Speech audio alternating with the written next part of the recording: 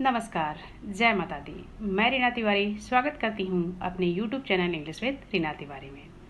और आज का हमारा जो बेसिक टॉपिक है ग्रामर का वो है सेंटेंस।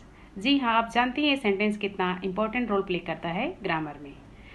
अगर आप सेंटेंस की सही जानकारी नहीं रखते हैं तो आपको कोई भी ग्रामर का स्ट्रक्चर जो है क्रिएट करने में आपको दिक्कत होगी। तो आइए आज हम फिर से जानते हैं सेंटेंस क्या होता है। सेंटेंस को हिंदी में वाक्य कहते हैं और वाक्य को कैसे परिभाषित करते हैं हिंदी में ये देख लेते हैं। शब्दों का वह समूह जो एक भावपूर्ण अर्थ प्रकट करता है वाक्य कहलाता है। इसी को हम इंग्लिश में कहते हैं a group of word that makes a complete sense is called sentence. यानी कि शब्दों का वह समूह जो एक भावपूर्ण अर्थ प्रकट करता है वो वाक्य या सेंटेंस कहलाता है। सेंटेंस को 5 भागों में मेन रूप से जो है वो बांटा गया है। कुछ लोग 4 भागों में बांटते हैं, ऑप्टेटिव सेंटेंस को छोड़ देते हैं, लेकिन हम 5 भागों में उसे बांटकर पढ़ेंगे। ऑप्टेटिव सेंटेंस भी सेंटेंस का एक पार्ट है। तो आइए देखते हैं सेंटेंस क्या होता है और उसके टाइप्स क्या होते हैं। तो सेंटेंस का डेफिनेशन हमने ऑलरेडी देख लिया है, अब हम देखेंगे सेंटेंस के टाइप्स। तो पहला जो टाइप होता है वो होता है असर्टिव सेंटेंस। असर्टिव सेंटेंस वो सेंटेंस होता है जिसको इंग्लिश में डिक्लेरेटिव भी कहते हैं और हिंदी में निश्चयात्मक वाक्य कहते हैं। यानी कि ऐसा वाक्य होता है, ये हमारा असर्टिव सेंटेंस ऐसा वाक्य होता है जो किसी वस्तु के संबंध में या किसी घटना या किसी तथ्य के बारे में हमें जो है वो बताता है। इसको हम assertive sentence कहते हैं। And assertive sentence is a sentence that express the opinions, the thoughts and fact of something, some incident।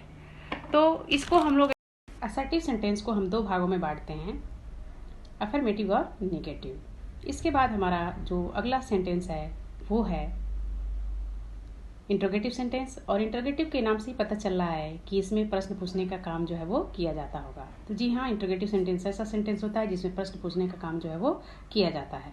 N interrogative sentence is a sentence that asks question. For example, what is your name, where do you live, what are you doing. Next sentence जो है वो हमारा है imperative sentence. Imperative sentence ऐसा सेंटेंस होता है जिसमें आज्ञा, परामर्श, सुझाव और रिक्वेस्ट की बात जो है वो की जाती है। And imperative sentence is a sentence that expresses order, request, command and suggestion. For example, you should ओबे your Elder, open the door, don't do that. Next sentence है हमारा वो होता है एक्सक्लेमेटरी सेंटेंस। तो अभी हम एक्सक्लेमेटरी सेंटेंस के बारे में जानेंगे। सेंटेंस नंबर 4 है एक्सक्लेमेटरी सेंटेंस, जिसमें वाक्य के लास्ट में एक्सक्लेमेशन मार्क का यूज होता है।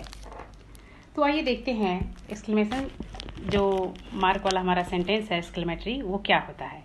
इसमें जो है लोगों की भावनाओं को, तीव्र भावनाओं को जो है वो वर्णन किया जाता है। अनएक्सपेक्टेड, एक्स्ट्राऑर्डिनरी और उनकी जो स्ट्रॉन्ग फीलिंग होती है उनको वर्णन किया जाता है। तो इसे हम डिफाइन कर सकते हैं इंग्लिश में। An exclamatory sentence is a sentence that express strong feeling, extraordinary and unexpected feeling.